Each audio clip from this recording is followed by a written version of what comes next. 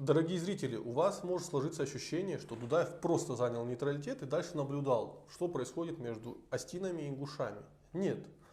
Марк Блиев, видный остинский историк, в своей статье от 1993 года, где он призывает голосовать за команду Галазов-Хитагуров, писал, что именно Хитагуров договаривался с Дудаевым о нейтралитете. Более того, Дудаев несколько раз присылал сюда своих представителей во время конфликта, которые подтверждали, что мы придерживаемся нейтралитета.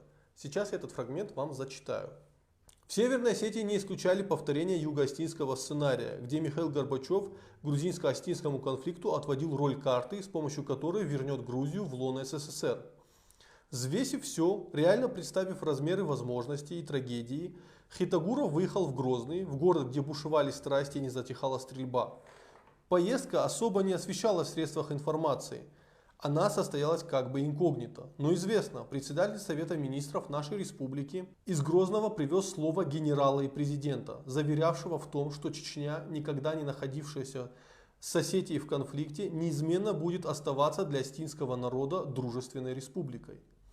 Выйдя на прямые переговоры с Чечней, в момент, когда над жизнями наших граждан нависла реальная угроза ингушской агрессии, Хитагуров обеспечивал нам нейтралитет Чечни. Вскоре все мы могли видеть, как в условиях проходивших тяжелых боев в пригородном районе и вооруженного блокирования российскими властями подступов к Осетии, Дудаев трижды присылал в Осетию официальные делегации, информировавшие о том, что президент Чечни придерживался и будет придерживаться в конфликте полного невмешательства. Здесь важно очень заметить, что речь идет в том числе о таком неизбывном символизме политическом, Олег.